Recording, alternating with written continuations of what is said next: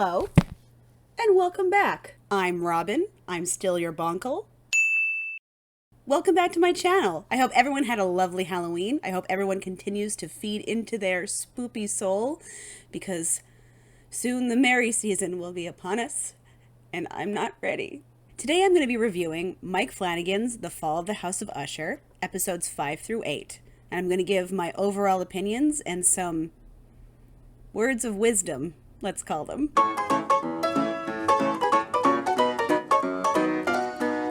Episode 5, The Telltale Heart.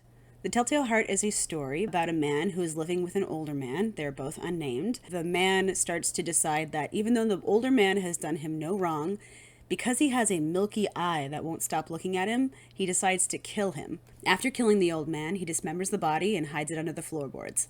But when the police come to question him, he can hear the heartbeat under the floorboards, and it drives him mad. The episode starts with a sound of mechanical chirping that you can hear before anything opens up, beating to the beat of the song, which I love. I adore the music in the show, and I think it's used very effectively, especially in this episode. In the bar, back in 1979 with Roderick and Madeline, Roderick is staring up at the raven above the bar, and he talks to Verna about how it's supposed to be a symbol for bad luck because Noah threw it overboard and it still survived. But Verna says that some cultures believe that ravens can be a good omen. Suddenly we hear police sirens, and Madeline and Roderick share a look, and they get really nervous, but they drive away. Madeline comes back and tells Roderick he should go dance with someone, he should kiss someone, make sure that they remember. So then Madeline and Verna start talking.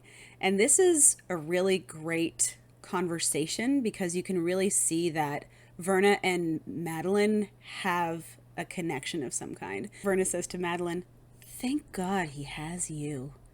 And I think that that is something that Madeline is already thinking. She says to Verna, "If it was our birthday, he would forget to take a bite of cake if I didn't take one first." And honestly, that tracks, you know, with when it comes to powerful women and what's the word I'm looking for? Average men. Assertive women will often partner themselves with average men so that the average men can kind of just be placeholders for the kind of authority that they bring with them, and then the assertive women actually kind of tell them what to do. I mean, they're not a couple, but they kind of are, right? So Verna asks Madeline what her real resolution is, and Madeline says, "Well, we already said, you know." Verna says, "Your brother answered for you." "Do I look like someone who needs a man to answer for me?" And Verna says, "You strike me as a queen without a crown. Would you rather have money or power?" Madeline says money. Girl, same. And Verna says, "Okay, you have money. You never have to work again. Now what? What do you do?" And Madeline says, "I make sure that a man never has power over me, and I learn how to live forever." Oh, just that? Okay. They start to count down to midnight. Roderick kisses his dancing partner, and Madeline and Verna kiss. When they're kissing, they have this beautiful tableau of the light versus the dark. Life and death, light and dark, luck and opportunity. And then they do this Mike Flanagan thing that he loves to do where she kind of like... As we see Roderick kissing this woman, Auguste Dupin asks him, "Is that what went wrong with your marriage? You kissed another woman?" "I had to." "Why?" "What did you do, Roderick? You and Madeline. You said you were going to confess." Confess. It is the first funeral for Perry, Camille, and Leo. So this is a way more packed funeral service than at the one at the starting of the series. It seems to be full of people, including the three mothers. Throughout the entire funeral service, we see Perry just staring Roderick in the face. We also notice that there is a jester standing in the back of the church. 3 remaining children go into a bar that Tammy had rented out. No bartender, no nothing. Madeline has gotten bodyguards to now guard all 3 of these kids. So they start talking, and "Can you remember," Victorine says, "when the 3 of them showed up?" And then Tammy says, "Well, I remember when you showed up." Victorine wants so badly to be one of the original kids, you know? Frederick and Tammy say that living with Roderick was hard, but Victorine says, "No, you are privileged. You still got to live under the roof of the amazing, the wonderful, the magical Annabelle Lee." They say something interesting. They talk about how each of the kids tried to fill the hole that was left by Roderick being their father, and they call it their dad hole. Dad hole. Perry tried to fill the dad hole with, the things you tend to fill holes with. Camille filled it with information. Leo filled it with the adoration of his fans. And I find that super interesting. I think that if the lesson that had been taught, I'm going to keep talking about Leo, y'all. I feel like if the lesson had been that Leo didn't treat people well, as opposed to him abusing the drugs, I really feel like it would have been a lot more impactful, because we see that he's not really great to his partner. He's not really great to the people who are fans of his. As soon as he gets angry, he kind of lashes out at Juno, and I feel like that would have been a little bit more acceptable. Victorine says that just because ushers are allowed to come into the family, it doesn't mean that they're given a seat at the table. She says that she feels like her entire life she's had to be playing Red Rover with the two of them. They keep holding hands and trying to watch her try to break through, and she says, I'm not going to break through, I'm going to go over the top. And she leaves. Tammy remarks that she thinks that Vic might be the informant. Do you think that the 50 mil is still on the table? Probably not with all the dead people and stuff. Back at the hospital, it looks like Morella can start blinking and moving, and so she is communicating with Lenore, and Lenore is so excited. So Freddie decides that he wants to bring her home. The doctor says, well, with something like this, you would want to keep her in the hospital for at least 40 to 80 days. And Freddie loses his mind. He says, I'm not a civilian. Do I look like a civilian? I can make way better accommodations for her at home. And if you are quiet, maybe I'll hire you on. So he's going to be taking Morella home. So we have some musical fun, part one. Total Eclipse of the Heart is playing while Victorine and Alessandra are having an argument. Alessandra has found out because the office called her to tell her that she's scheduled for surgery next week for a patient that she hasn't signed off on or spoken to. And then she says to Vic, how could you have gotten clearance for this? And realizes that Vic has falsified reports and possibly even forged Alessandra's signature. She seems to finally have woken up from all of the things that Vic has been doing. Victorine points out that Alessandra wouldn't be able to have all the money coming into her clinic if it wasn't for Usher money. And Alessandra, rather than being placated by that, she says, you know what, you're right, I'm out.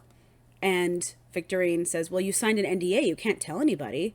And she says, well, I'm pretty sure that NDAs don't cover illegal activity. Yeah, that is a pin special. So she says, listen, you can't tell anybody. They're gonna tear you apart. They're gonna rip you to shreds. And Alessandra says, I don't care.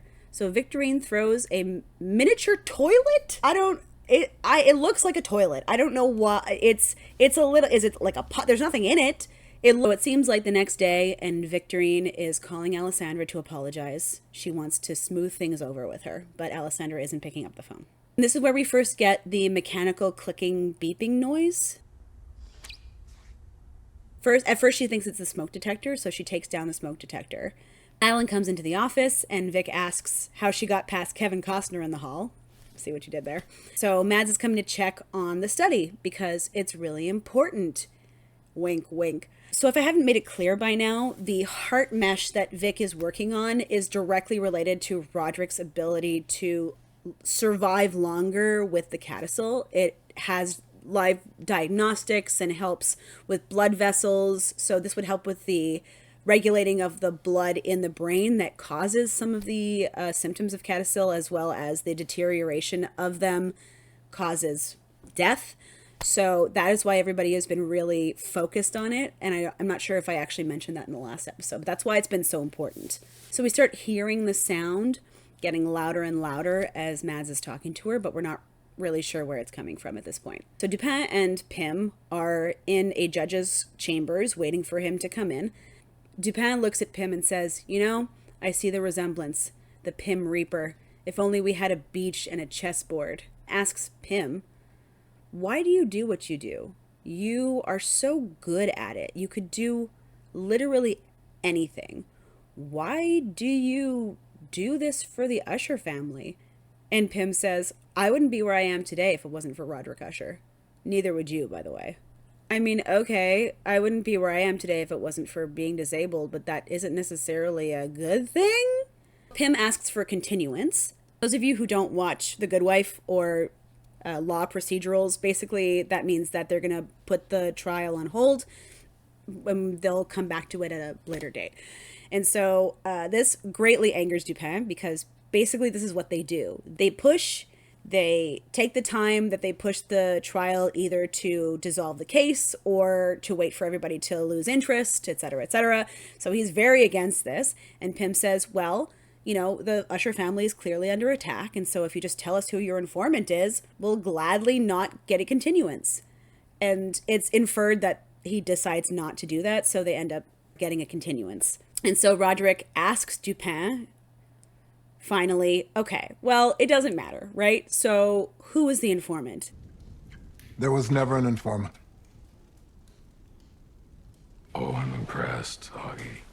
And so Dupin says to Roderick that he feels guilty that he pointed to the kids because he feels responsible. And Roderick says that it's all his fault, all his, meaning Dupin. And I don't know whether this was supposed to be facetious or not, but it doesn't quite matter. Y'all, I'm sorry, I forgot to put on my earrings. How dare I? We hear a heartbeat, and we see Dupin's chest start to get red, and suddenly Victorine is sitting there, and she starts screaming at Roderick. Roderick says to Augie, no, you're not the reason why my children are dead. That's not on you. The mind of guilt is full of scorpions, and he wouldn't wish its sting on anyone. I have something to say about this. I have some insights on the feelings of guilt. Whether someone tries to make you feel guilty for something or whether someone says something absently and that elicits a feeling of guilt from you, guilt is something that comes from inside. So nobody can really make you feel guilty. They can obviously say things that ignite guilt that already existed within you. But a lot of the time when people feel guilty about things that others say, it's really important to figure out where that's coming from because nobody can make you feel guilty. For all my friends who grew up Jewish and Catholic, we know that sometimes parents use guilt as a weapon to try to make us do what they want them to do, but the guilt comes from inside. So you don't have to eat that poison apple. Is there something in there? Anyway, guilt sucks. Back in 1979, Madeline is pitching a computer system to Griswold. She has a tech company and she is trying to get them to move into the 20th century, as we say.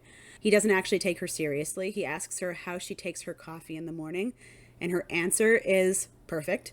In solitude. He says that he doesn't understand why a woman would want to have a tech company, and she says the same reason a man would, which, yeah. He says that men have to go through some kind of gauntlet in business. They have to scrape by on their bellies, but women can do it on their backs and on their knees, and it's like, okay. Griswold reveals to Madeline that the whole office knows about her and Roderick, and knew back then that they were Longfellow's kids. They are kind of a joke, and reveals that he doesn't want her touching the sensitive information that's in the basement. So now she has found out that he doesn't think much of them, which is good for them because now they can, first of all, they know where the documents are, and second of all, Griswold doesn't suspect that they are more than they let on. As Dupin has inferred, Griswold underestimates them, and he, as a man of color, is often underestimated, and that is the only thing that he and Madeline agree on, is to be underestimated as a brilliant person is actually a gift. Hard same. Something that I failed to mention in last episode is that Poe really liked the use of ciphers. He uses it in Goldbud, which we'll get to later, but ciphers are also known as cryptographic algorithms, and as we know, Madeline is really interested and is really focused on algorithms for this whole show, so I thought that was a really fun little ad. For those of you who don't know what a cipher is, the best explanation I can give you is it's like a code that you need to either encrypt or decrypt something. For those of you who need more, I suggest that you watch the TV show Gravity Falls. Back in 2023, so now on top of the photos that we've gotten from the party and security camera, we now have the photo that Leo took. And it was actually Verna, but she was holding a ferret. I hope that there was no ferret getting hurt. I don't know why there was a ferret. She could have just been holding nothing. I don't know what the significance of that is, but Anyway, Madeline says to Roderick, I know that face. You know her too. Madeline says that she recognizes her from New Year's. That New Year's. And Roderick is really surprised because he says that one of the rules that they have is to never talk about New Year's 1980. And if they do talk about it, they don't talk about it in front of anybody else. And Pym says, tell me everything. So they say that it was a bar close to where they were. They walked there. They spoke to this woman. The bar's not there anymore. He gets into defensive mode. He's like, I don't know what you're talking about. I don't think that that woman is who we say that she is. And Madeline's like, what? No, I think that you slept with her and this is another illegitimate child. And he's like, yeah, that thing, maybe. So Pym says, I'm going to go find her. I will bring a receipt. And Madeline says, I want the receipt to be her eyes. So Vic's version of Verna shows up and says that she's having reservations about the trial.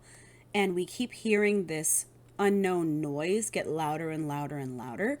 Verna's avatar drops. She starts talking about operant conditioning, about how when a horse notices erratic behavior, they learn really quick to avoid a person. It just makes me feel like it reminds me of the cat that you saw last week. Her name is Spätzle. She is my heart. She is my life. And if she doesn't like you, that tells me something about your character, and she generally is right. She says that Vic is so out of touch with her human side that she can't listen to anything outside her own head. And she snaps too, and Verna's back in character and says, if Dr. Ruiz wants me to do it, and she says it's a good idea, I will do it. And then Vic tears apart her office looking for what's making this noise, and she doesn't find it. She calls Alessandra again, and you can see that she is considering telling her that she loves her. I will give you anything you want. They're setting up Morella's room at the house, and Freddie says to Lenore she's bringing in an aloe plant, and Freddie says, oh, you could have saved room by bringing a bouquet, which, this is like, your place is probably like thousands of square feet. Like, what do you need extra room for? Lenore also talks about how it's more therapeutic to watch something grow than to watch something die in a vase. That was my grandmother's feeling. She did not like cut flowers. She just didn't enjoy watching flowers die. Also, there's the fact that pesticides are irreparably harming the environment. There's the fact that a lot of the countries where we are shipping these from are using their own water to just to use for the cut flowers so that they can ship them over here. You know how in The Good Place a century ago when you buy flowers for your wife or whatever, you would get like plus 12 points and now it's negative 100? It's something to do with that, right? So it's not great. So Freddie sits Lenore down and says that she's going to need to start trusting Pym because he knows what's best for the family. He talks about how there are certain expectations of the Usher family, and that also comes with some downsides. Like, he says that he personally has gotten dozens of death threats once someone even mailed him a bullet with his name on it. And he says that Pym is there to protect them all from stuff like that. If ever Pym tells her to do something, if ever she needs something, she needs to trust Arthur Pym. And he says you can't really trust anybody. I mean, look at Mom. We've always been so good to her. We've almost got her. So as I mentioned last time, Frederick gets his name from the Poe story Metzengerstein, which is about a cruel lord that, when he was young, inherited a large fortune. Sound familiar? The character slips deeper and deeper into madness and cruelty, and we're kind of seeing that starting here. I mean, we saw a little bit of it last week, but here's when we really start to see it coming to fruition. So Tammy's at home, and she can hear someone talking outside. She goes outside, and she sees the bodyguard. She asks the bodyguard who he's talking to whether he has a date out there, and he looks confused. See that she has fallen asleep while talking to her husband. And he's begging her. He is pleading with her to postpone the launch. He says he hasn't seen her sleep in a long time.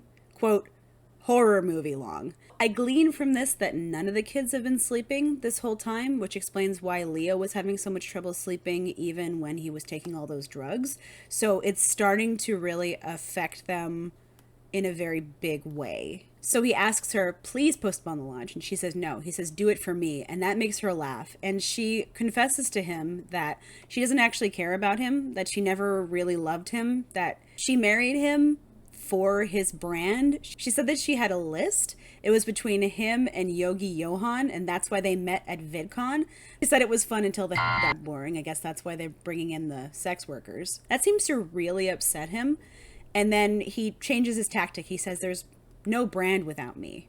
She accuses him of sleeping with Candy, which maybe that's why she is getting so angry. She's full of vitriol, is because she thinks that he's sleeping with her. She says that she keeps seeing Candy on the live stream. Also says that the bodyguard watched them walking in the park that afternoon. That was you psycho! I was walking with you! He confesses to her that he actually never wanted the sex workers, that it was all her. So he's not sleeping with the sex worker. He's baffled. And she basically tells him to get out, and he says, if I leave, I'm never coming back. And she says, great. And so he leaves. Meanwhile, Roderick is back in the basement talking to a brick wall. He says that it's impossible because he never slept with Verna. And then the wall jingles. You too. I feel like this is kind of just a heightened version of when you're taking a shower and you're having an argument with someone that's not there. An argument that hasn't happened, and you hurt your own feelings. He believes that the way to stop all this is if he kills himself. So he first says he's going to use Ligadone. Oh, but wait, no, it's not a great look for his pill. So he's going to use a Kopesh, but he doesn't have the strength to be able to, I guess, eviscerate himself with it. And then he decides he's going to break the window and then jump and fall.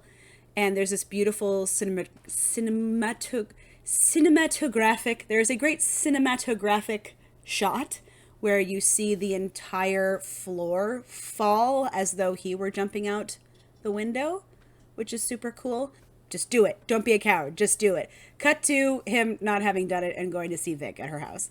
So at Vic's place, she is blasting music because she doesn't want to hear the beeping. And the music is Hard on the Heart by Kingsborough. It's clever. It's real clever. So, and the song's a bop, by the way. So this music is playing. He asks her to turn it down, but she kind of only lowers it, presumably, again, because she doesn't want to hear the beeping. And so he gets vulnerable with her. He tells her that he treated them all like lions, his kids, that, you know, they have to scrap with their siblings before they can go out and face the world. But his kids are not lions, they're humans. He also tells her that he really needs her trial because he's not strong. And then he gets distracted by the music and he asks her to turn it off. And she does. And she says, do you hear that? And for the first time, somebody else hears the beeping. How good was that? How good? You know what? This whole channel is just me soft launching my sound effects. So he hears the sound. So he says that he does hear it. Pay no attention to my ADHD spinning. Spinning, spinning, spinning, spinning, spinning. This thing is actually really hard. And if I whack myself in the face, I'm going to really hurt myself. So I'm just going to stop. We actually see Alessandro walk in the background. And Vic remembers what happened during their fight. Vic throws the toilet and hits Alessandra in the back of the head and then doesn't call an ambulance. And we watch the blood start to pool out from her head and she starts making this sound, I don't know. Clearly a reaction to the blunt force trauma she has just had. But when the bodyguard asks what it is, she says that they're having sexy times and that's what that noise is. Have you never heard a woman getting up before? That's pretty funny. She basically just watches Allie die. As soon as Allie does die, she says that she takes it back. She wants to take it back. And she gets an idea. We see her kind of get an idea. An awful idea. So she turns to her dad and she says, I'm sorry, this is not funny. This is not funny. I have criticisms about this. We'll come back to it. I'm laughing because it's uncomfortable. Vic says, oh, I forgot. And she looks down at her hand and she has a bloody scalpel. So we don't have a lot to ruminate on that, though, because Roderick says, what's that sound and that smell? They follow it and they find Allie's dead body. Her chest is cracked open with bar clamps and the heart mesh is on her heart and it's been pumping this entire time, but there's nothing to pump because she's dead. So Vic starts arguing with Allie. She says, I've been calling you. You haven't been answering. She doesn't seem to realize that Allie's dead, so she's arguing with her corpse. Roderick is terrified and says, you're fully funded. Let's go drop the paperwork.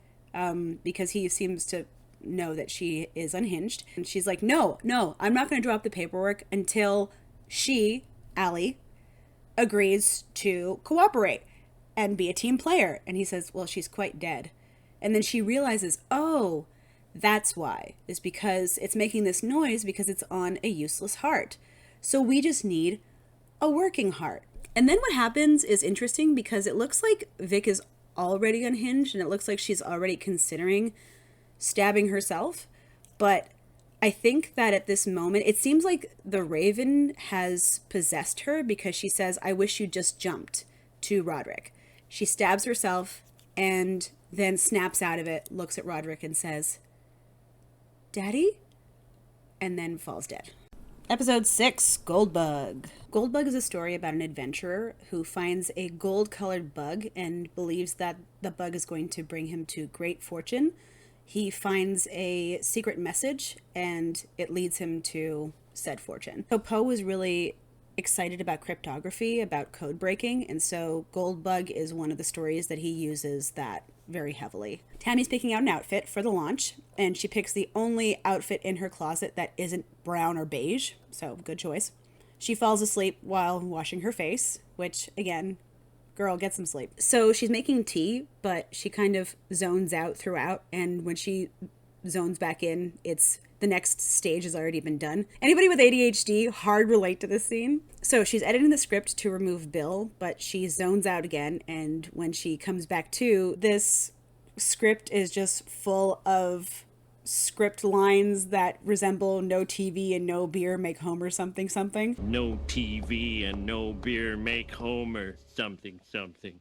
Go crazy? Don't mind if I do! She sees someone and it looks like someone who's wearing the same outfit as her. She thinks it's Bill, but there's actually nobody there. She calls out to the bodyguard, calling him Costner. Again, I see what you did there. She sees a Goldbug box on the table, and she opens it up, and it's full of creepy crawlies. There's actually nothing there, and she says to herself, Tammy, you need to sleep. She tries to sleep, and she can't. Apparently, the longest recorded time that someone has survived not sleeping is 11 days. It was set by Randy Gardner in 1963, but it's unclear how long someone could survive without sleep. So this is the first time that August asks Roderick how he knows these things, because he's been giving details throughout since he's the narrator. He has been telling us and August stories of what happened to these people when nobody was there. And Roderick says, they told me. Oh, they told you before they died. No, not before. It's back to the 2023 version of Roderick, or a couple days ago Roderick, I guess. He is in his office and he's covered in blood. He is talking about how he has acquired 2 sapphires that were extracted from Queen Tusrit from her tomb, and presumably her head. He talks about the people that he's bribed. He bribes Egypt, he bribes the Antiquities wing, he basically just, he's like a bad guy from Indiana Jones. That belongs in a museum! So he asks whether he's a god because he was able to pluck the eyes out of a goddess. It turns out that he's been giving this speech to his 4 kids' corpses. Madeline comes in and she says, did you come straight to the office? He goes, yeah. Why are you covered in blood? Is that what I think it is? And it's the heart mesh. And he goes, yeah, I was going to ask an intern to get it, but I thought this would be faster. So he extracted heart mesh from Alessandra's corpse. I mean, it's not the worst thing a billionaire's had to do, let's be honest here. Snap him out of it. Madeline reminds him that Vic had a board seat. That seems to wake him up. Juno wakes up in the house alone and pushes about 1,000 pills into her hand for the breakfast of champions. Girl, same. Oh shit, that reminds me. She sees on the television that Vic has died. So Lenore sees that Vic has died and asks her dad if they're safe, which is a fair question. And Freddie says something like that was bound to happen, which is gross. And I'm going to talk about this a little bit later. Well, Lenore asks when the specialists are coming, and he says, oh, yeah, soon. There's no doctors. We haven't seen any doctors yet. And spoiler alert, we're not going to see any. So Bill comes to Tammy and asks if she's okay. They had a fight, but her sister, yet another sibling, has died. And at first she's really standoffish and she basically tells him to leave. And then she breaks down and actually tells him how she's feeling. She says that she's scared and she doesn't really know what to do, but it turns out that He left before she got a chance to actually emote. Lenore goes to see Roderick in his office. She asks why it's happening, and he says, I won't let anything happen to you. Like, you can guarantee that. I mean, nobody can guarantee that. You know how little power you have at this point, but denial is a big part of this show. So Lenore can tell that there's something wrong with Freddie, and she tells Roderick that she's worried. Roderick starts reciting poetry, which is his thing, and he recites from Eleonora and A Dream Within a Dream. Meanwhile, Pym is at Vic's house, and he's taking all of Fortunato property, but again, he gets away with it. While Pym is looking through the stuff, he finds the driver's license of the Raven. So Tammy shows up at Roderick's house, and Juno is there, and she offers condolences. And Tammy's been really standoffish to Juno. I haven't really mentioned this before because everyone's kind of shitty to Juno, but Tammy in particular has been acting like Juno doesn't exist. She hasn't been looking her in the face. She's been talking absently about her while she's in the room, asking Juno whether she's seen Roderick, and Juno says no. She talks about how she's lonely and about how Roderick won't really open up to her, and Tammy is actually kind to her for the first time. She says that it's not her, it's Roderick. It's all of them, really. They don't know how to really connect with their feelings. Which, I mean, makes sense. Like, how can you connect with your feelings if all you do is hurt people and tear apart bits of your soul to just get more and more money? So Madeline is preparing something to pitch to the board, something to do with her predictive algorithms for markets or for consciousness mapping. Once again, she's talking about how she's trying to live forever. This is kind of a theme that has been following her throughout the series. Pym calls Madeline and says what he found. He says that they are being targeted. It is somebody orchestrating this because he is out front of their childhood home. Apparently the license in the file had their childhood home as the address. August asks Roderick whether Pym found Verna, and Roderick says not that day, but yes. He mentions the Trans-Globe expedition from 1979 to 1982. I didn't realize that this was an actual real thing. It was an expedition where travelers went from, I believe, England to the South Pole and then back to the North Pole, but only traveling on the surface of the planet, so not flying. And they also mix in with this the story of the narrative of Arthur Pym from Nantucket. I got it this time. Haha! Arthur Pym stows away on one boat. There's a mutiny, and then he gets rescued on another boat, but then that boat gets stranded and they have to resort to cannibalism.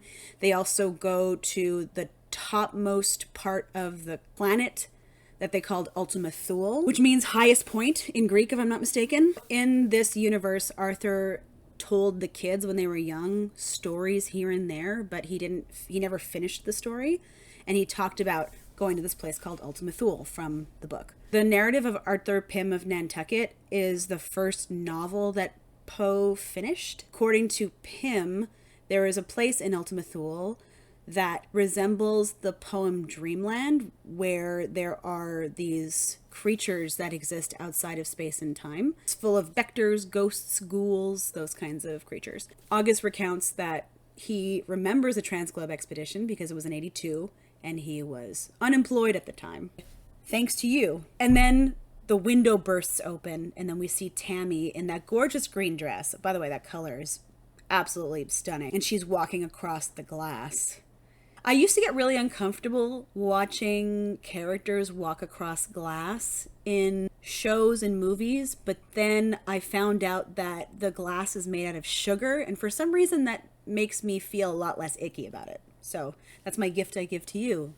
Yum, yum, yum. 1979, when Roderick is going to go into the basement and get the documents because they know where they are, but they talk about how risky it is, and Annabelle Lee is really concerned. She asks Roderick, is it worth it? And he says yes. Roderick almost gets caught in the basement, but he is able to find the documents, and it looks like he's able to make copies. Back in 2023, Pym and Madeline and Roderick are all talking about Verna. Pym went to the location that Madeline talked about, and it's not a bar. It's never been a bar. He said it's likely that they didn't walk more than 5 miles.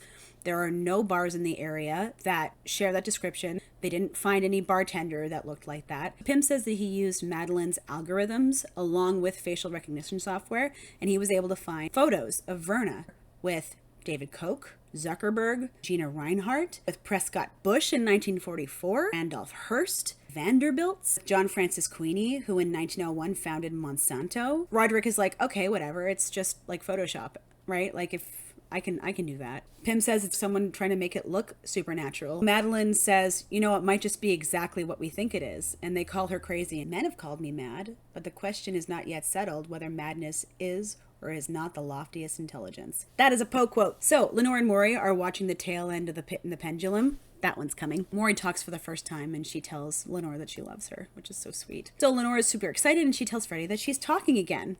And when are the specialists coming? He evades her question, of course.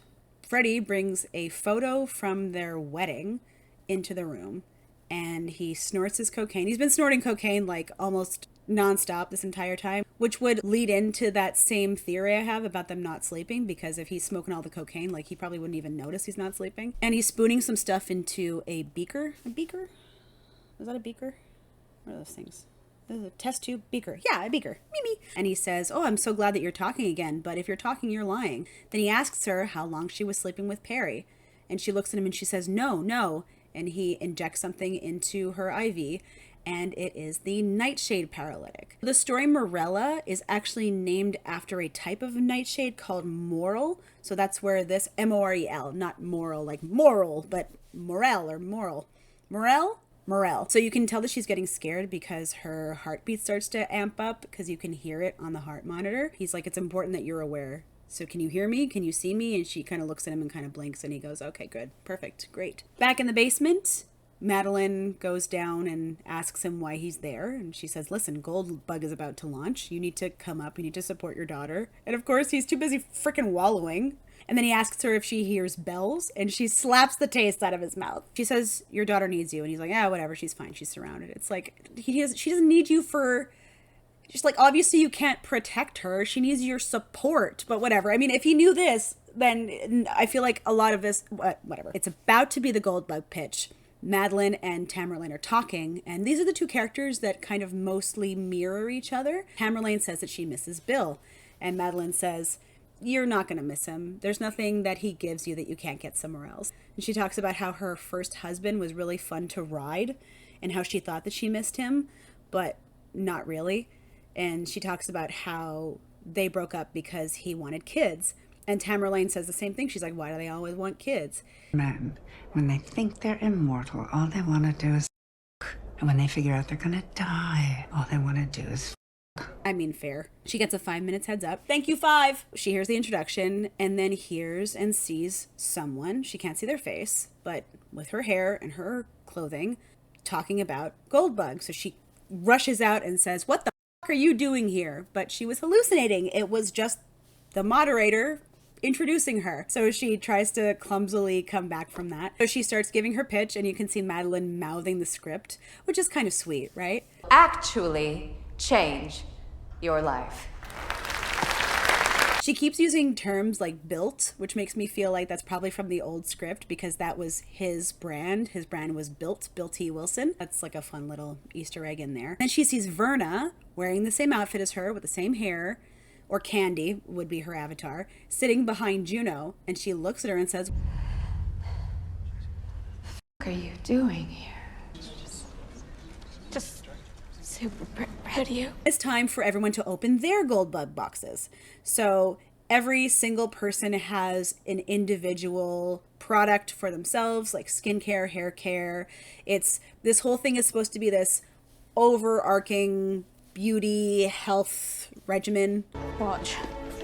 Mine's full of poo. So here's something interesting that happens. At this point on the screen, we see a session between Bill and Tammy and presumably Lauren. You can't quite see her face, but she looks at it and she starts freaking out and asking for them to turn it off. Nobody seems to be reacting to this. So I heard other reviews where people are saying that it was sabotaged, but I think that she is the only one who sees it because everyone else is like putting on their own cream and like no one is looking up and saying like, oh, she's talking about and stuff. That's weird. I really think it's just Tammy that's seeing this. So she grabs the mic stand and whacks the screens until they go back to what I'm pretty sure everybody was seeing was just her and Bill. She once again sees Verna standing in front of her, throws the microphone stand at her, and poor Juno just clobbers Juno. So Madeline sees Verna and she starts going towards her, grabs her, but then Verna disappears in a puff of smoke. Tammy arrives home and she gets a call from Bill, which she ignores, but then suddenly she hears someone in the other room sounding like they took the call, talking to him saying, "Oh my gosh, you were so right, I'm so sorry," and goes to attack this apparition, but it disappears. And so Verna tells her, there's still time to call him. You could just apologize. The man ate a lot of on your behalf. Maybe just tell him you're sorry. She sees Candy in a mirror, and this is why we saw so freaking many mirrors in her place. She smacks the mirror and cuts herself on the mirror. And Verna says, "I want you to relax. I mean it. You should relax." She says, "No one can handle being torn down and attacked every day like you do to yourself." Oh, that one hit hard. I don't know if that resonates with somebody else, but yeah, that hits real hard. And so she tells Tammy that she needs to calm down and breathe before the inevitable. But this is also kind of like, okay, you're telling her to breathe, but then you grab her leg. At this point, Tammy starts to look inward and she says that she fucked it all up. She messed everything up. Verna tells her that the next part, the part where she dies, has nothing to do with her. And she looks up, sees Tammy in the ceiling, jumps up like Matrix style, hits the ceiling with the poker, falls down on these big shards of glass, and another big shard of mirror just like half decapitates her. Decapitates her. She dies. Episode 7, The Pit and the Pendulum.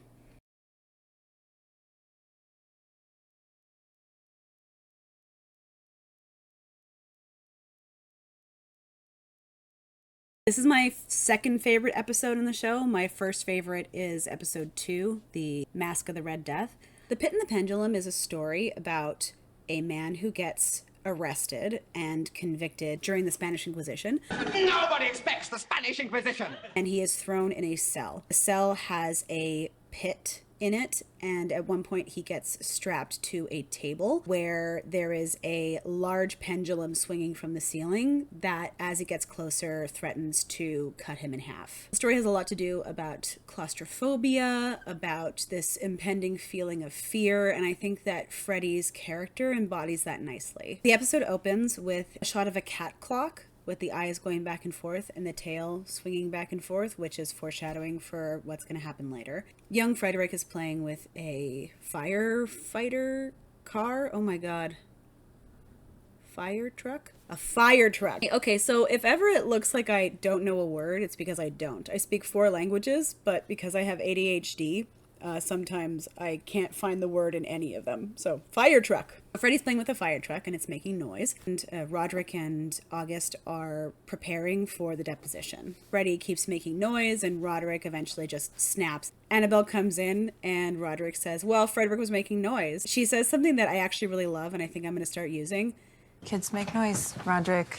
That's how we know they're working. So she grabs him and leaves with him. And so Roderick starts to talk to August about how Annabelle puts up with a lot, and August says that he has someone at home who also puts up with a lot. He reveals that the person at home is a man, and Roderick is accepting of this, which, I mean, like, I guess that we had to find some redeeming quality of this guy. Oh, he's not homophobic. I guess we should give him cookies for that. So August, the same August that we've been seeing this whole time, the one that's narrating, the older August, says that he always wondered why he didn't see coming what Roderick was going to do. He wasn't able to read him, and he realized it was because of Annabelle Lee. It's because if a woman like that was able to find redeeming qualities in Roderick, that said a lot about him. I feel like this is kind of like the Marge Simpson effect, where you find a really good quality woman who is willing to put up with just a piece of garbage man, and it redeems the man because of her poor judgment, simply because she has opted to settle for him. Roderick recites the rest of the Annabelle Lee poem, which reveals that she dies. He says, "A cold wind came and chilled the heart of my Annabelle Lee." You're the f***ing wind, Shakespeare. You chilled her. You ruined her. The poem Annabelle Lee is really powerful at expressing this feeling of loving something and then losing it.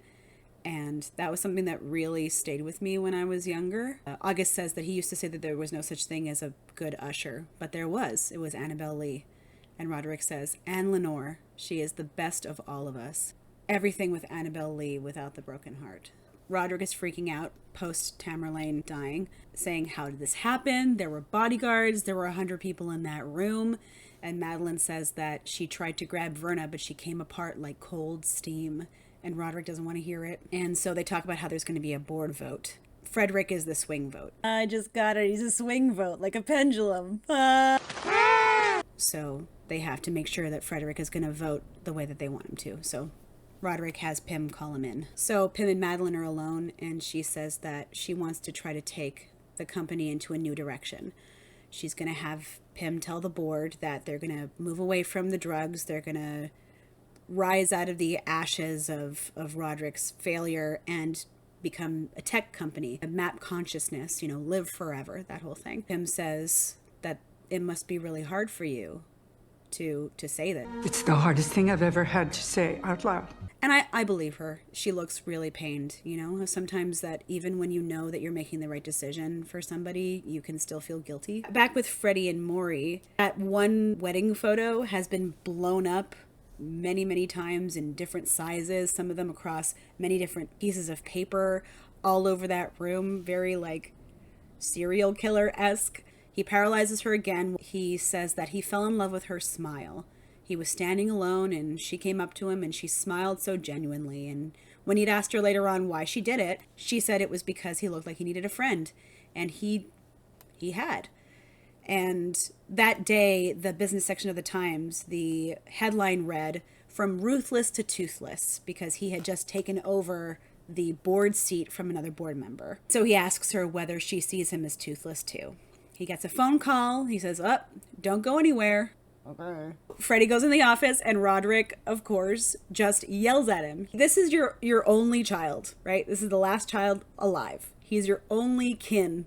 And you need him. And so you call him in and the first thing you do is yell at him and tell him how he's a screw up. I don't understand parenting like this. He says, okay, well, I need to rely on you for the little things. So, blowing up a building, I guess, is a little thing. I need to count on you for the big things because the board is swinging. So you need to not answer their phone calls. You're the swing vote. So just don't, if they corner you, just say that you are the repository for all the hopes and dreams of the Fortunato company and just don't answer them. Don't listen to what they have to say. So Juno is with Dr. Donaldson, with Donnie Donaldson, with Don Don. So Juno and Don Don are talking about how she got hit with the microphone stand and he thinks that she needs to even herself out by putting herself on even more Ligadone. She's on 2,000 milligrams of Ligadone a day, and the second highest dose that he has ever heard of is 1,300. So she says that she doesn't want to go in anymore. In fact, she wants to come off of it. She asks him, do you have kids? Yeah. Stepkids? Yeah. They ever call you a junkie? No. Mine did. And she says, no matter which way she looks at it, Ligadone is more like heroin than any other drug she's ever been on. And life is so short. And he says, oh, well, it's non-addictive and there's no side effects. And she goes, okay, so how do I get off this perfectly safe, non-addictive drug? Very, very slowly. Back at Freddie and Maury's house, Freddie is on the phone, presumably with a board member who has offered him the CEO position. And of course, immediately he jumps at it. Frederick tells Maury that Roderick, his dad, was about cracking relationships, cracking them, but not breaking them. Like how he put Freddie one rung up the ladder from everybody else. It cracked the relationship between him and his sister and between him and the rest of the family, but it didn't break. He was also a big proponent of getting your house in order, which, it's just something really ominous about that. If you don't want to be consistently cruel, you have to be sufficiently brutal once. And so he says that he's going to do one brutal thing and that'll fix their relationship. And he picks up a pair of pliers.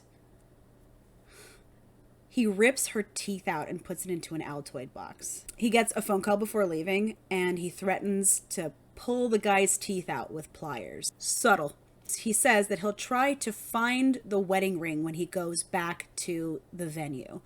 And if he does bring it home and she takes it off again, he's going to weld it to her finger. As he's leaving, Lenore says that she's found a top-notch burn facility for chemical burns and how she called the doctors and they can take her, and he gets mad. And she says, well, where are all the doctors? Where are all the specialists? I haven't seen them. Oh, they're here when you're, at school. I don't believe you. And you're not right, Dad. You smell like shit and you look like shit and you're acting weird. Watch it. And he screams at her. He freaks out. He says that he deserves a certain level of respect, and anyone who talked to him like this, blah, blah, blah, blah, blah, you don't get a pass because you're my kid, and says he'll deal with her when he comes home. But don't bother your mother. She's resting. Don't bother her. So the first thing she does is try to get into that room, but it's locked. At this point, as mentioned earlier, there have been lots of banging noises from the basement as Roderick and August have been talking this whole time. August is like, that noise is really starting to freak me out. You know what? I don't know why you're doing this, but clearly you're getting something out of it. I'm done. I don't want to give you any more than I've already given you. Thanks. No thanks. I'm out. And then the clock starts to ring, and the pendulum and the clock starts to tick back and forth. And Roderick says, that's Freddy. And this is the first time that August has actually seen one of these apparitions, seen one of these things that the children are doing. Catasol is no picnic. It certainly isn't this. No, I'm afraid you're ringside for my reckoning. And Roderick explains, he's like, my kids have been at me all night to make sure that I get their story straight, which is funny because my own personal hell is being micromanaged. That's what you do to everybody else. You says, next Freddy's going to come out and show me his C-section scar. But instead, Freddy as a boy comes out, and Annabelle Lee as a young woman comes out, and she says he wanted to see Daddy be a hero. And Roderick has this look of awe. Oh. I said awe. A-W-E. Gratitude and nostalgia on his face, and he picks Freddy up and holds him. And August can see that he's holding nothing. And then the child Frederick, his eyes roll back in his head, and he splits in half. And suddenly it's back to the scene that this is emulating, which was in 1979 when they were at the deposition. Annabelle has brought Frederick and baby Tammy. Roderick is like, what are you doing here? Oh, we're just here to support. Remember in there, if you get scared or feel alone, we are right here, okay? On the other side of the wall. Madeline checks in on Roderick and says, are you good? And he says, yeah, I'm good. So in the deposition, they ask him whether or not he has signed the consent for care forms. And for the first time, we hear him say, yeah, that's my signature. August looks surprised. These are the documents that were forged, and the whole case relies on him saying on the record that he did not sign them. And he says, no, I signed them. I don't understand why you have these. This belongs to the company. And they ask him, well, okay, so has Rufus Griswold spoken to you? Has anyone at Fortunato come and put the screws to you? He says, nope, not at all. Well, then why did you come here today? Well, I thought that if I'd come here that I would be able to put this to bed once and for all, because your man there hasn't been leaving us alone. He has been harassing us. He's been coming to our house, and he gets arrested for perjury. My husband's under arrest for perjury. Perjury? I told you to stay at home. So back at home, Madeline talks about how he's going to get out by dinner, how he's now untouchable, never signed an affidavit, and how now he is going to be the most popular, the most spoken about, the most untouchable guy at Fortunato. And Annabelle looks grief-stricken and just completely disillusioned, and Madeline is surprised. She thought that Annabelle was just using Roderick for a meal ticket and didn't realize that she actually was in love with him, that she actually believed in him. As she's leaving, Annabelle says, you are so small, Madeline. So Madeline in 2023 is at their old house, and she takes part of her wig off.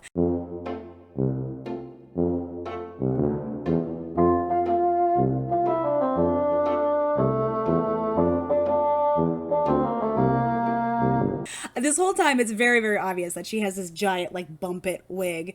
And then she takes this little part off, but leaves the rest of it oh, yeah, no, that's your real hair. That's not also a wig. Okay. So she goes inside the house, and Verna's waiting for her.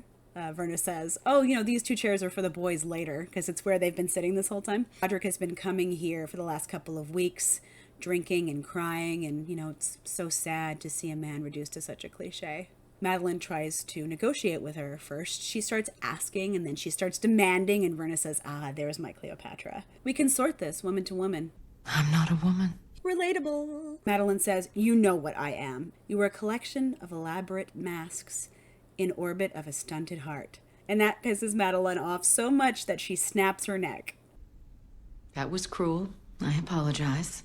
She says that she knows who Madeline is and who she was and who she could have been. And she sees them all standing shoulder to shoulder, and together it breaks her heart. Tells Madeline that she was one of her favorites. Meanwhile, Lenore has broken into the room and has found her mother. Roderick and Juno are fighting because she has told him she wants to get clean. And he says that's absolutely ridiculous. You know how bad the PR would be for the company. She's like, I just want to get off it. It's not addictive, right? And he goes, right, it's not addictive. But if you do try to get off of it, you can expect mood changes and sleep changes. Physical changes, flu symptoms, nausea, vomiting, diarrhea, stomach cramping, reduced appetite, dilated pupils. Someone's been reading my diary. Imagine being so tired you can't sleep, so exhausted you can't relax, all soaked with feelings of desperation and dread, like a fish being pulled out of water, except the fish gets to die. She has to very slowly wean herself off, 10% per month, and it's going to take 3 years. Calls her a junkie.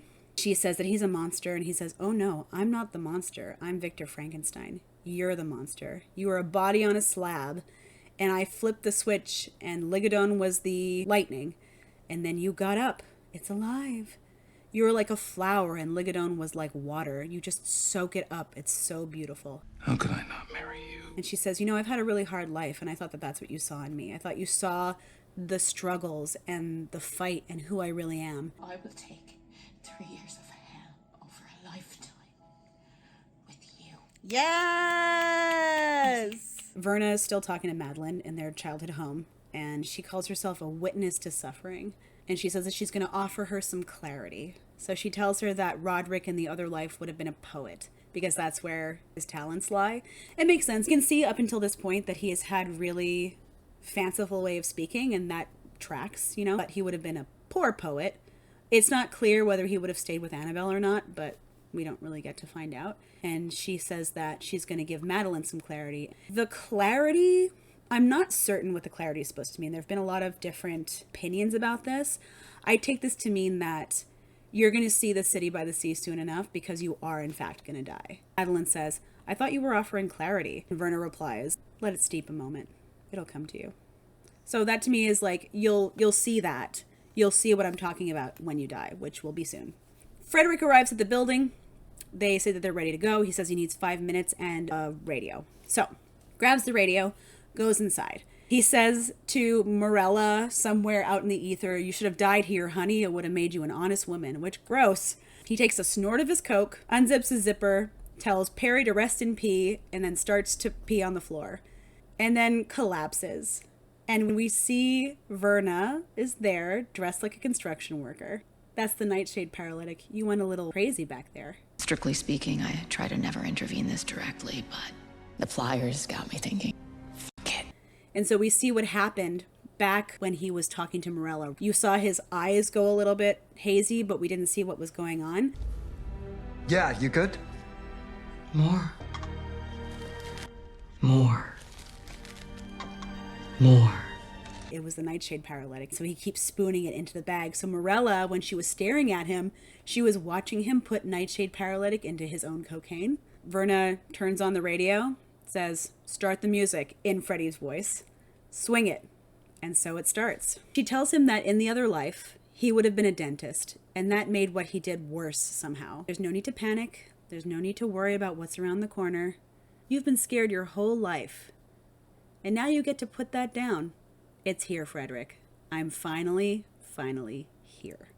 So she lies down next to him and she moves his head so that he can see what's going on. She said that she could have done it any way that she wanted.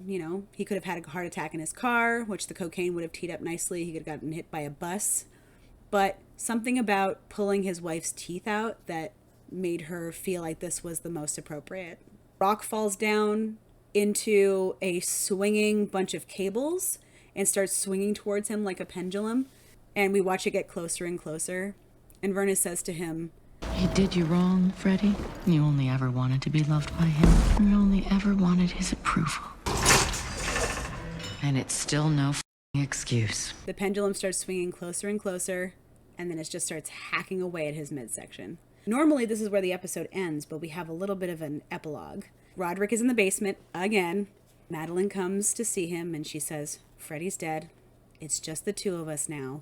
You know what the deal was. Into the world together, out of the world together. Which is actually the first time that we realize that they're twins. At no point is it referenced up until this point. I guess because in the fall of the House of Usher, they're twins, but we don't actually know that until right at this point. So he realizes that this probably means that if he himself, that he can save Madeline. And so she gives him a bottle of Ligadone. She's all ready. She says, take these, keep taking them. And as he takes them, she says, you are a legend. You are a king. You're saving us all. What all? According to you, it's only you left. He's like, we need you to be a hero. What do you mean we? Who is this we? Into the world together, out of the world together, or there is no deal. There's no us all. And when he's down on the floor, she puts the bottle in his hand, but she hears the jingling from beyond the wall. God, is it Christmas already? Verna puts a finger on Roderick and makes him throw up all the pills.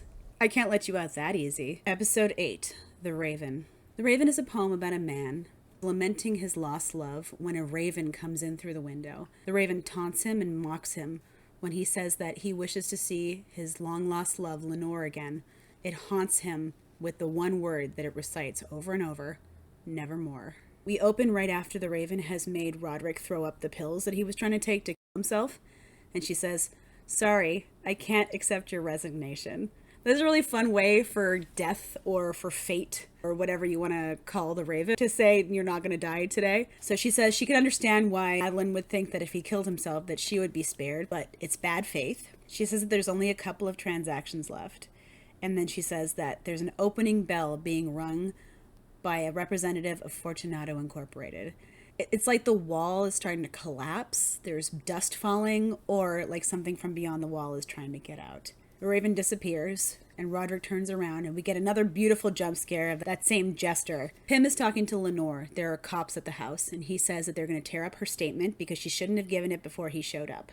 He wants to know what she told them, and she said that she told the truth. And he said, listen, your father, he died, but it's important that he died upstanding. Do you understand? She's like, he mutilated her. The answer is a very lawyer answer. Did he? Did you see that occur? Your father was a swing vote on the board, and you know it has to look good for the Usher family, bada bada bada. Listen, he abused and mutilated my mother and then went off on drugs, I think, and got himself killed. He says, listen, you know, even though what's happened to your mother, once I talk to her, like she knows what's right for the company, she'll do the right thing. And then Lenore, well, then you're not going to talk to her. And if you think you're coming near her with another pair of pliers over my dead body, you fucking ghoul. And she gets back up and goes back to the cops and says, I want to give another statement. So Pym is relaying this to Roderick, and he's like so proud of her. I wonder whether he would still have been proud if everything else wasn't falling apart around him. Who can say? Madeline enters. Awkward. The board is voted. Rod's out. Madeline's in. And he's like, so you wanted to kill me before you killed me. Just good math. It was equal parts math and mercy. And so he explains that the raven wouldn't let him die. So August is talking to Roderick, and he's like, well, this is why the case got dropped, because my boss said that your own sister cut off your head, that you lost your company, you lost all your kids, the dragon was slain. And I said that he was wrong. He says Roderick Usher lost his children and his company too. What else do you want? What else did you want? Justice. Well, what would that look like? I'll know it when I see it. And Roderick says, I hope you do. See it, I mean. Lenore texts again, and August says, you know, you say that Lenore is the best of you, but you don't answer her texts. Lenore has Annabelle in her, that it wasn't in her father, it wasn't in Tamerlane. It had skipped them, and Annabelle had gotten custody of them. So when they were old enough, he bombarded them with money, and so of course they picked him. Presumably when they were in their teens, whatever of her had been in there was killed by the money. So Annabelle couldn't live without them, but Lenore had always had Annabelle in her. She has his fire, but her grandmother's compass. He says that he saw Annabelle today at the funeral. We're back at the same funeral that we've seen like 100 times. It's the last one, you know, of the last 3 kids. As you know, there's a lot fewer people, and they all file out, and he sees her. She looks young. She has a haircut that looks reminiscent of like the 90s, you know, like everyone wanted to get their haircut like Jennifer Aniston. It feels like it's kind of mid to late 90s. She says that when people asked her what happened to the kids, she said that he was rich. That's how you convinced them away from me. They were young, they knew nothing but appetites, but you said, here, gorge yourselves. You didn't feed them, though, did you? You starved them. Less and less of them came back each time until one day they were empty. I see you now. I look at you and I see you. The poverty of you. She says, maybe this is a kindness in disguise. Maybe they died in their childhoods. And she turns around and you see a big hole in the back of her head. She couldn't live without them. She clearly took her own life. This scene seems the most Poe-esque. It's very dark. Back in 1979, it's Annabelle Lee fighting with Roderick, asking him what the hell he was thinking. You're walking around Fortunato with Rufus Griswold's arm on your shoulder, and he says, we're not done with him. And she says, I need to go. I don't know you. The man that I fell in love with, I think I made him up. And she leaves. Back at the funeral, and she's mourning her 2 children. She has her hands on both of the caskets and she's crying. And this is when Roderick walks out. And so you see him again. He goes down the steps into his car, gets the apparition, nosebleed, falls, says it's time. August says, it's time, Roderick. There's no more bodies. You said you were going to confess. It's time to confess. He offers August another glass of the cognac. August says, no thanks. And Roderick replies, wish I'd said that. So it's back to New Year's Eve, 1980, 1979, that same New Year's Eve. It's a costume party at Fortunato, and who walks up dressed as a jester but a Rufus Griswold? Rufus cheers Roderick, and everyone cheers with him, and he says, everyone knows you are my right-hand man, you're the go-to guy, you are the trustworthy guy, you're the best. Madeline says, you know, you should tell everyone that it was your idea and you just played your part. And I may have already said that. of course you already took credit for it. You wouldn't be the cis-het white billionaire that you are if you hadn't. So Madeline pours him a glass of Amontillado. The Cask of Amontillado is a story of a man who was from the Montresor family, but his first name is not mentioned, who believes that his friend Fortunato has betrayed him. We don't know in what way, but basically he tells his friend Fortunato that he has a bottle of what he thinks is Amontillado, but he isn't sure. Story is already drunk because they're at a carnival. Does he want to come with him and try it? And Fortunato is like, sure. So he tells him to come into the wine cellars. So Fortunato follows him, but it turns out that it's catacombs. So while Fortunato is still asking him about the drink, he chains him to the wall and then walls him up in the cellar and leaves him there, basically killing him. She gives him the Amontillado, and he says, oh, Amontillado, and he drinks it, and he says, you two drink up, and they don't drink it. Madeline says, I want to savor it, and Rod says, I have to go to the bathroom, so he walks away. So there's an extra that comes towards him and says, What, man? I can hear him. The way that he delivers his line, that is a Canadian-ass extra. Madeline licks Griswold's ear, and Roderick watches them walk away. And then they're in what appears to be a building site, the basement of the new building. Presumably the building that they're already in. They're rebuilding the foundation so that they can build it up to 70 stories. Griswold tells Madeline that she's picked a good place because no one's going to come down there. They start to kiss, and she says, you can get to me, you can do whatever you want. He tries to accept the challenge, but he can't quite get to her. It's almost as if he's been drugged. So he wakes up, and they're bricking him into a wall. What's going on?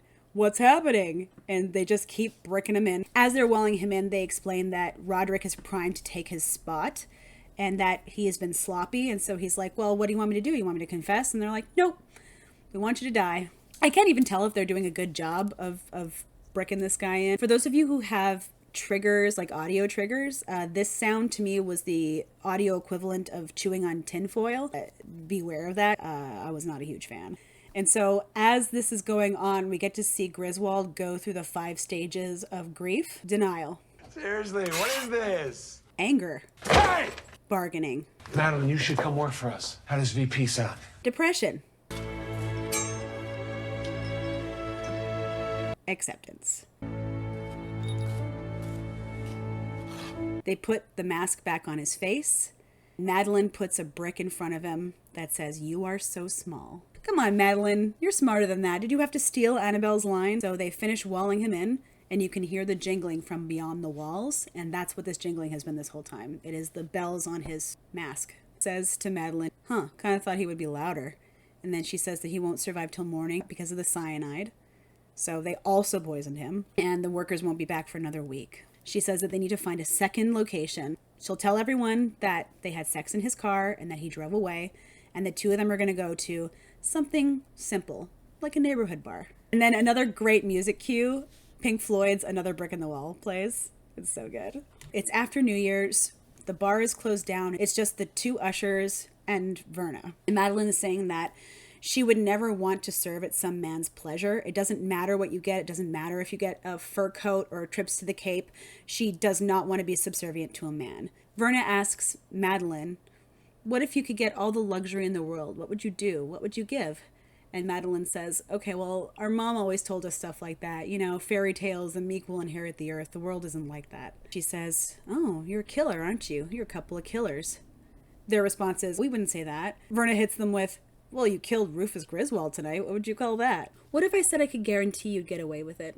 CEO, COO, Fortunato, whatever you want. And I'll throw in a bonus.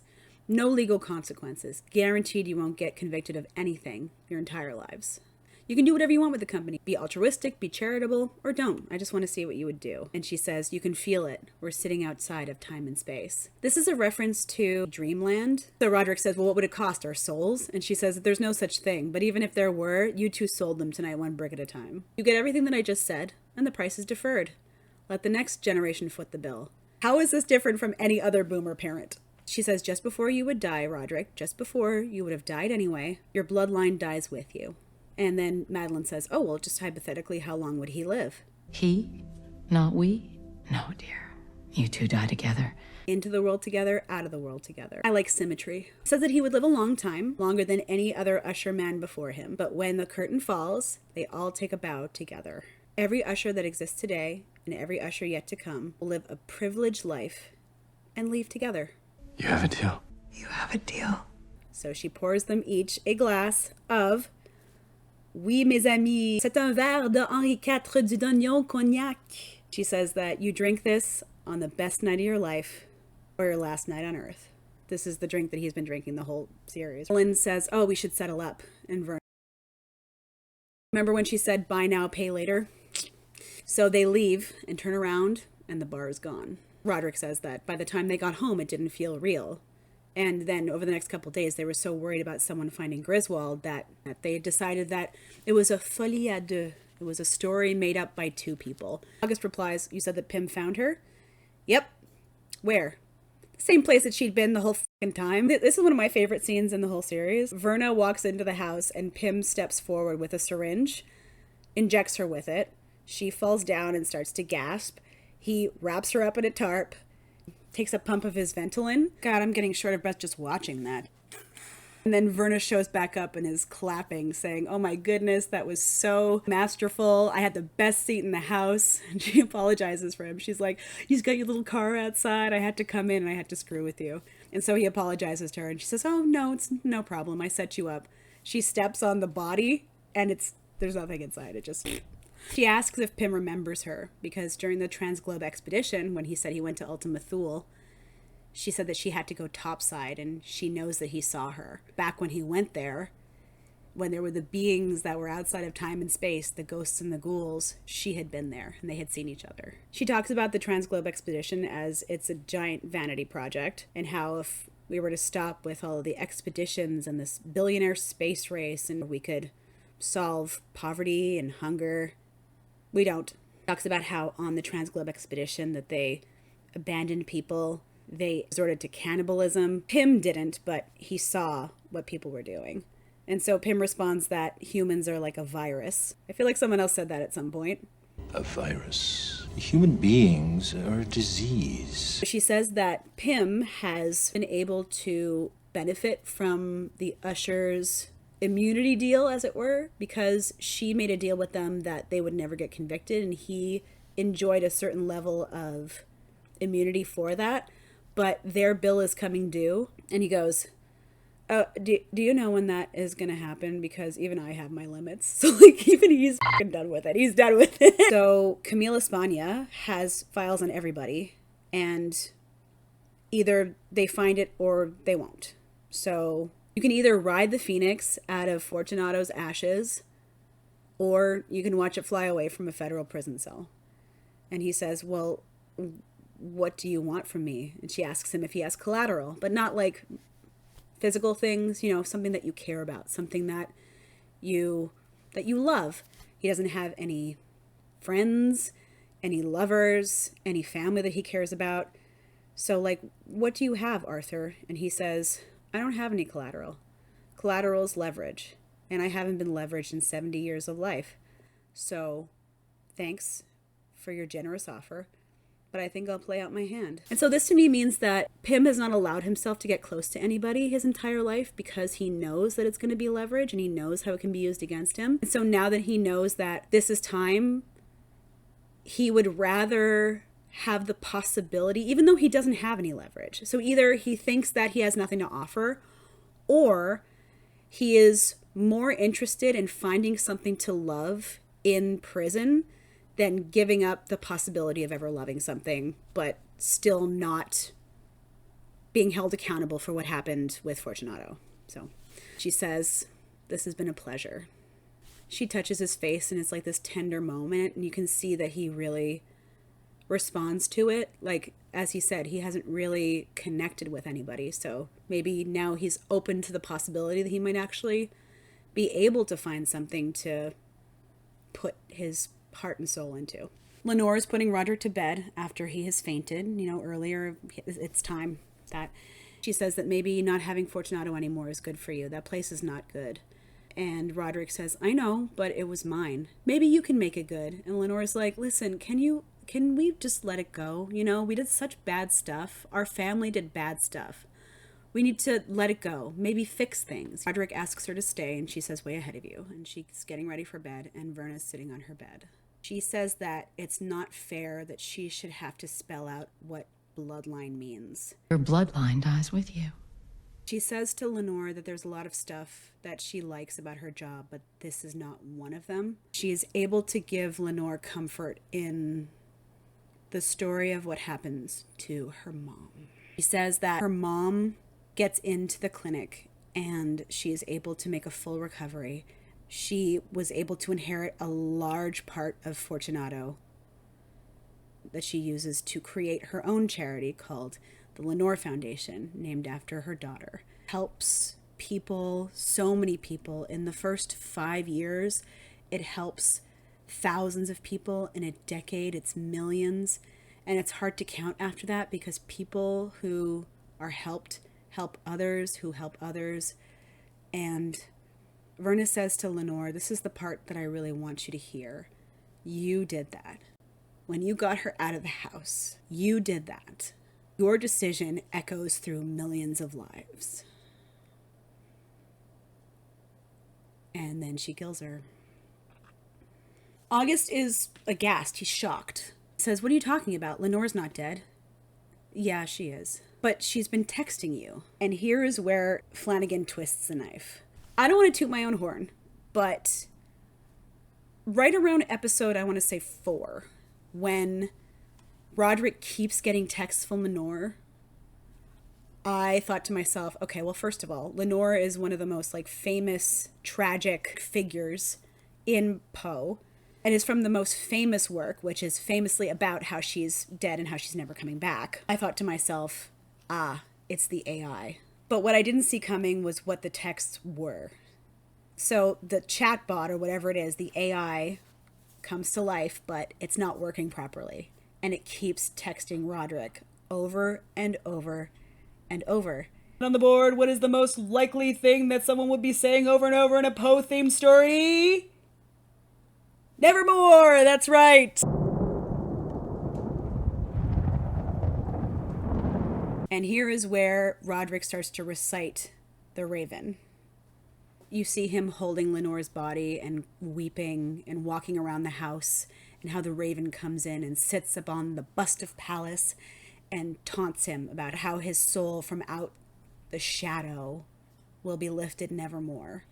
He keeps seeing Lenore's body as the raven, the vision of the raven tortures him because you did this. So he's at the office. He's talking to his dead kids and grandchild. I wanted to create a world without pain. Wasn't that the point? They just kept wanting more. You know, this was not my fault. And the raven shows up and says, don't kid a kidder. So it turns out that he's barefoot, which I didn't notice this. I mean, he should be barefoot in the other scenes, but it looks like he has shoes. So I don't know. She says that he drove to the office barefoot and asks him why. You know, you're on your way to your real home, but why did you come here? Ah, it's your great tower, your great pyramid. Well, why don't I show you what your true legacy is? And every one of the bodies that has died because of Ligadone starts to fall from the sky. Deluge of corpses. Beautifully shot scene. It's really well edited. And she says to Roderick that his body count is impressive. It's among the top 5 of any of the people that she has worked with. She tells him to go home and call Dupin, and you're going to say you're going to meet him. And I guess it's a way to kind of tie the whole story together, saying that it was her idea, but I really feel like he would have done this anyway. He needed someone to talk at. I don't know if they really needed that little part, but anyway. August says, oh, so all of that happened tonight. And Roderick says, yep. You said that's Madeline down there. It is, at least I think it is. The Fall of the House of Usher is a story about a man who visits his friend Roderick Usher, who has said that his twin sister has died and he has entombed her in the basement, in the catacombs. And she comes back to life and kills him as their house collapses into the lake. A couple of hours previous, you see Madeline come into the house. Roderick's in the basement. She's heard about Lenore and she says that she doesn't know what to say. He offers her a drink and she drinks it and he doesn't. Because he's brought a lot of their stuff, you know, some of her stuff, some of his stuff, because they're treasures for the next life. You know, this is their pyramid. They're like the pharaohs. And like Madeline laughs at the idea of having treasure. And gold, it's just like a transition metal, and gold isn't even gold anymore. It's just ones and zeros. He made a privileged life off of fake numbers. She asked Roderick if they would have done anything differently if they had believed what had happened was real. She says that for herself, she believed it enough to get an IUD, but he wouldn't even glove up with the stewardesses. Can't keep it in his pants, just like Leo. And then she has this like diatribe about like, oh, you know, it's not our fault. If you don't want to use Ligadone, don't use it. If you don't want to get hooked, don't abuse it. Like you didn't lie to the public and say that it was safe when it fucking isn't. You put all this money into Viagra instead of heart disease and lung cancer. It's like, you are a pharmaceutical company. You could have put money into that if you wanted to. Like, she's talking about it like she isn't part of the problem. Impoverished workers that we keep pushing consumerism on them. Again, like, you aren't doing that as well. Monsters, these f***ing consumers, these f***ing mouths. Maybe it's better that you didn't have kids. So she says, we'll stand tall and proud. You know, bills come due. I don't care if it's death herself. She's gonna have to stare me straight in the eyes. And then it turns out that he has poisoned her. He lays her out on the table and she calls her a queen, a goddess, grabs a knife and says, you're gonna live forever. August, after having been told this, he says, what did you do? I sent her off like a queen. Queen Tusrit, to be precise. I left her everything she needed down there. You know, that's why the pharaohs had all their stuff with them, you know, so they would have it for the next life. What did you do? I honored her. Okay, and after you honored her, are you sure that she was dead? You know, maybe not. Our mom was the same way. It may not have been perfect, but you can't say we didn't change the world. Dark music starts to play, and he says, you want my confession? Here it is. I knew. Deep down, I knew I would climb to the top over a mountain of corpses. We told him that it was about soothing pain. You can't kill pain. There's no such thing as a painkiller. But imagine if we put that on the bottle. I bet I still could have sold it. And then Madeline bursts in. She has the sapphires in her eyes, and she's got like all this blood down her chin. So I noticed that when she was talking earlier, when I said to remember that in the scene last week, that she had the little like nose poker where they swirl around the brains and pull it out. And he had that too. So did he swirl her brains around? Is that why she's just going, oh, it's very also very like puppety looking. It was really hard for me to take this scene seriously because she's like, whoa, and she like runs at Roderick and he says, nevermore. It's his last words. and she chokes him just like their mom did their dad, August runs out of the house and the house collapses on them like it did in the fall of the House of Usher. So in the aftermath, August is telling the story of what happened. So Juno inherited a lot of the money. She dissolved Fortunato. Repurposed into the Phoenix Foundation. Every dollar went for rehabilitation programs, addiction and recovery research. Was able to wean herself off Ligadone completely. Camille's assistant turned a lot of information over to the police, so Arthur Pym was arrested, and he uttered nothing in his defense during his trial, and he is the only person to be convicted of any of the crimes of Fortunato. August is visiting the Ushers, and he says to Roderick's grave, I don't know what to do with this tape recording, because you know what? I don't really care why you did it. I don't think anybody needs to know that either, so take it with you. And he says, you know, I'm the richest man in the world. I'm going home to my kids and my grandkids. And the last visual that we get is the Raven leaving pieces for each of the family members on each of their tombstones, and then flies away. Overall, pros and cons. Pros: casting, fantastic. Music, phenomenal. Comedy really hit. I think that a lot of the comedic moments were at the right time and they were delivered the right way. I love that. Cinematography, gorgeous. Cons: the animal abuse, not in love with it. The CG was a little bit hokey looking. The way that Leo and Camille died, I wasn't in love with. I feel like they could have worked a little bit harder to make that work better. I'm also disillusioned with the way that they portray certain queer characters. First of all, people in Perry's relationship didn't even get names.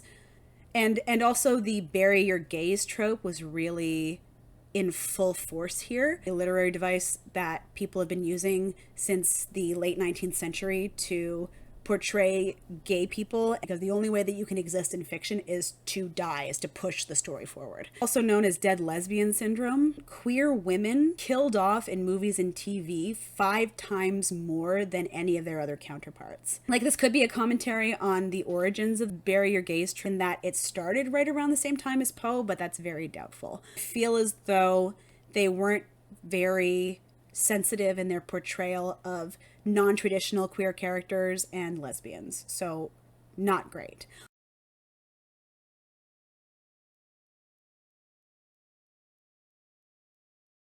Overall, I really like the series. It is my favorite of the Flanagan series, and I guess I was spoiled because I watched this one first. My question to you is, if you had immeasurable wealth, what would you do with it? Sub-question, which of the houses would you most like to live in? I loved Vic's. That place was gorgeous. Thank you so much for checking out my channel. Again, I really appreciate it. If you enjoyed this video, feel free to give me a little like, subscribe. I really appreciate you taking the time. In the meantime, be queer, read books. And Froderick. I keep calling him Froderick. Ushers call the bodyguards Kevin Costner from, well, I mean, if you don't get the reference, you know. It's funny. I thought it was, anyway. Roderick, in his vascular dementia, he requires something like the heart mesh to keep his brain cells and I don't know how it works. For those of you who don't watch, I'm gonna just, with my hair a little bit, they fabricate after that, as Dupin says, it is good that he underestimated. Dupin says that it's good that he underestimated. I can't say the word underestimate. I guess I underestimated my ability to use that word. Now, on top, Tammy's picking out an outfit for the Gold Bud Lawn. Why can't I speak today? I don't understand. My mouth is like full of molasses. Don't hate me because I'm beautiful. Hate me because I stole your girlfriend. And he says you can't really trust anybody. I mean, look at Mom. We've always been so good to her. And you can see him starting to descend. Spats! Okay, I gotta go check on my cat. And so it just keeps making that noise. That was my tummy. I'm hungry. Oh. They're here for me. Fortunato. So it comes out that she is on 2,000 milligrams here, building your alibi. My phone fell out of my pocket. Has almost immediately.